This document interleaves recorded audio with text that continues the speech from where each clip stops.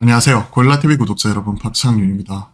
내일장 모살가를 통해 시장에서 급등락 나오고 있는 종목들, 그 안에서 우리가 사야 될지 팔아야 될지, 이와 관련된 내용들 꾸준히 개인적인 코멘트와 투자 전략까지 함께 공유를 하고 있죠. 시장 오늘 다시 한번 2차전지가 올라옵니다.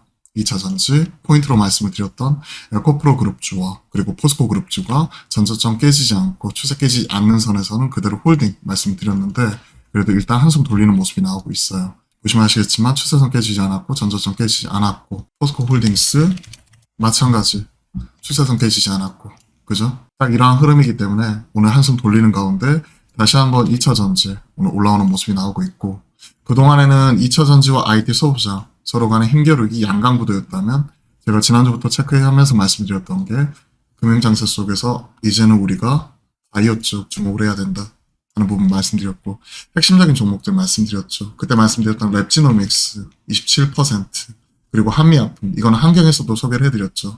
12%, 한미사이언스 19% 각각 이렇게 올라오는 모습이 눈에 띄게 지금 나타나고 있습니다. 랩스도 27%. 그러면서 이제 당뇨, 비만이 하나 트렌드 형성을 하고 있다 말씀드렸던 부분, 펩트론, 인벤티지랩, 펩트론 19.4%, 인벤티지랩, 장중 오늘 상한가까지 기록할 정도로 좋은 모습 좀 보여주고 있죠. 그리고 대장이라고 할 수 있는 유한양행, 오스코텍 지금 28%예요. 인벤티지랩, 유한양행 4%, 오스코텍 0.59%. 하지만 흐름 같은 경우가 계속해서 이어지는 가운데 따라가고 있고요. 최근에 신고가 갱신했었죠.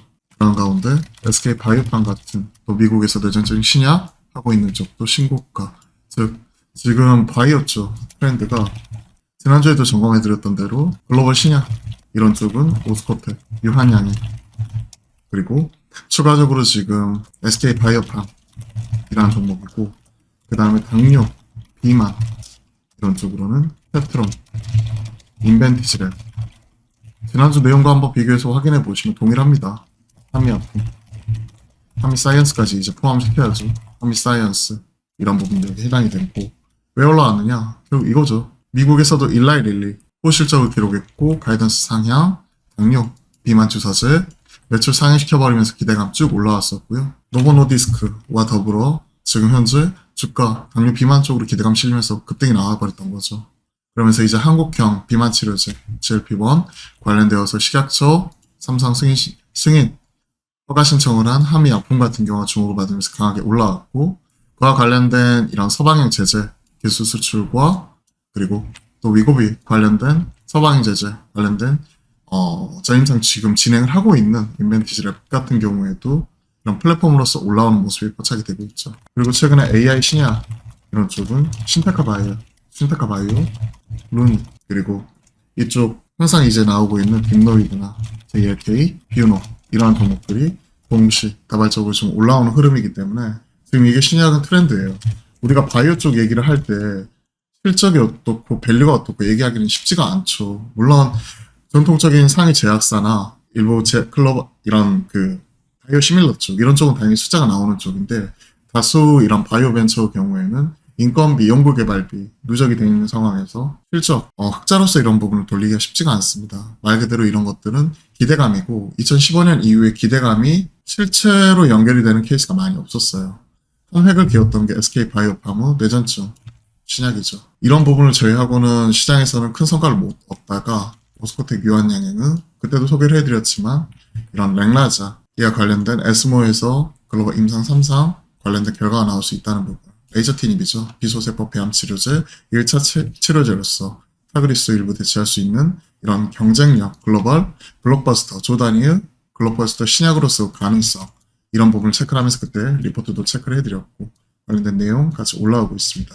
트렌드, 흐름 이런 부분이 좀 계속 이어지는 모습, 좀 조정식 매수 관점에서 계속 체크를 하고 있고요. 그리고 추가적으로 지금 2차전지 쪽에서는 좀 한숨 돌리는 모습인지, 어제 초전도처에서 이쪽에서 차익 실현 대규모 조정 나오다 보니까 다시 한번 2차전지로 조금 유턴, 그러면서 에코프로 그룹주, 포스코 그룹주 추세 유지, 전저점 깨지기 전까지 홀딩 이런 부분 계속 말씀을 드렸었죠. 동일하게 유지를 하고요. IT 소부장이 조금 힘든 시기 겪고 있는데요. 근데 어제 좀 특징적인 부분이, 시장에서 이제 거래대금 중심으로 제가 항상 서팅을 하고 있는데, 거래대금 상단에 한미반도체나 이스페타시스 이런 종목들도 걸렸단 말이에요. 어제 신성 델타테크를 비롯한 초전도체 급락이 나오면서 어느 쪽이 올라왔죠? 포스코 그룹주나 에코프로 그룹주 이런 쪽이 강하게 올라왔고 또 2차전지 LG 솔루션 등 관련된 종목들이 올라오면서 AI 반도체도 같이 한번 상승하는 모습이 나왔습니다. 그렇게 본다면 결국은 IT 소부장은 핵심적인 종목들, 종목 장세 진행이 되고 있는데요. 그 안에서 AI 쪽,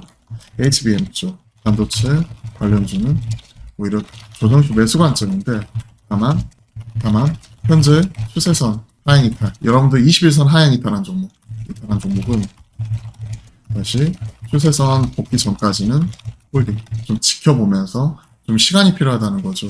예를 들어서 오늘 제가 주식 콜센터에서 이스페타시스 이런 부분을 점검을 해봤는데 보시면 아시겠지만 단기적으로 좋은 종목 맞아요. 근데 9,000원에서 5월 중순 말에 43,000원까지 가는데 한 2개월밖에 안 걸렸어요. 즉 거의 한 5배 가까이 올라오는데 한 2개월 하고 10일 정도 걸렸는데 이런 걸 생각을 해보면 어느 정도 가격 조정과 기간 조정 형태로 좀 시간이 필요하다는 거죠. 그런 것들 생각을 하면 다시 한번 추세를 복귀를 하고 돌파가 나올 때까지는 기다려보는 거죠. 월봉, 주봉상 시장에서 재평가가 되었고 일봉상 많이 단기 상승에 따른 단기 급등에 따른 단기 조정 이런 부분은 언제든지 이어질 수 있는데 이 부분이 마무리될 때까지 좀 지켜보는 게 중요할 것 같습니다. 그러면서 지금 핵심적인 종목들 최근에 시장에서 재평가받고 있는 에로티베큐이나 그렇죠. 한미반도체, 이스페타시스 그리고 TFE 그 외딴에서도 하나마이크론이나 그 전에 신고가 갔었던 오사트 쪽 하나마이크론, 인텍플러스 그리고 파크 시스템즈 같이 꾸준히 실적 나오는 친구들 이런 종목들은요 계속 체크를 해놓고 우리가 계속해서 그 안에서 순환매가 돌아가기 때문에 그러한 부분을 체크를 하면서 우리가 따라갈 수 있는 부분을 계속 점검을 해야 되는 거예요.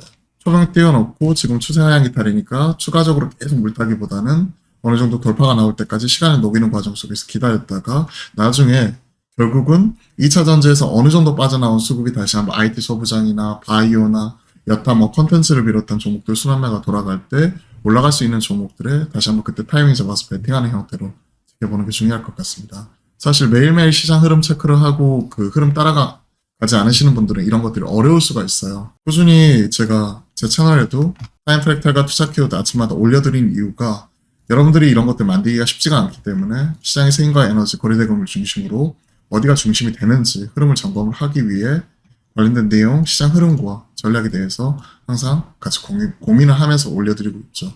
그리고 데이터베이스로 해외 증시, 국내 증시, 그리고 대응 전략까지 함께 세워드리고 있기 때문에 관심 있으신 분들은 이 박창용 고릴라 채널, 텔레그램 채널 구독을 하시면 누구나 무료로 이런 부분 확인하실 수가 있습니다.